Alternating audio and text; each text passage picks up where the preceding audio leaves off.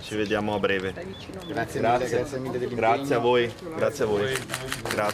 Grazie a voi. Io sono moderatamente fiducioso perché ho parlato ovviamente con l'azienda, con l'amministratore prima, in via assolutamente privata, e ho colto una disponibilità anche da parte del ministro Urso, quindi amministrazione e ministro Urso, per arrivare al 15 di giugno con una proposta, e quindi il governo sta lavorando ovviamente sulle possibili misure da adottare e da proporre all'azienda, ovviamente con l'azienda che dovrà ritirare questo piano che abbiamo ribadito più volte è assolutamente inaccettabile. La scadenza del 15 giugno fissata dal ministro Urso è il prossimo punto di svolta, dove saranno messi in campo anche ammortizzatori sociali, fondi di coesione e quanto sarà possibile per salvare lavoratori e territorio. Abbiamo il vantaggio anche di avere delle figure al Ministero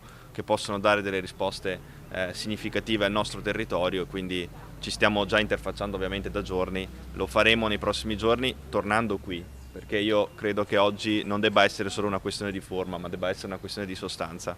La Regione è fuori dal palazzo, è qui in mezzo ai lavoratori e così deve continuare ad essere. Anche perché quando si parla di sostenibilità bisognerebbe ricordare anche un altro aspetto della sostenibilità che troppo spesso non si ricorda, la sostenibilità sociale, la sostenibilità delle famiglie di lavoratori, la necessità che il lavoro garantisce a tantissime famiglie qui nel territorio e delle ricadute occupazionali e non solo che questo territorio ovviamente subirebbe se il piano fosse confermato. La preoccupazione più grande è che la proprietà interamente svedese voglia vendere ai cinesi e smantellare, non certo investire. Se le istituzioni fanno la loro parte, secondo me il margine può aumentare, nel senso che la trattativa ci può essere. Non accettiamo questo piano, saremo presenti durante il Giro d'Italia nella rotonda che c'è sotto Ca del Poggio con il nostro striscione. Sarà una manifestazione pacifica, ma sarà una manifestazione forte, perché è importante che tutti sappiano che non vogliamo che la nostra fabbrica chiude, noi vogliamo continuare a lavorare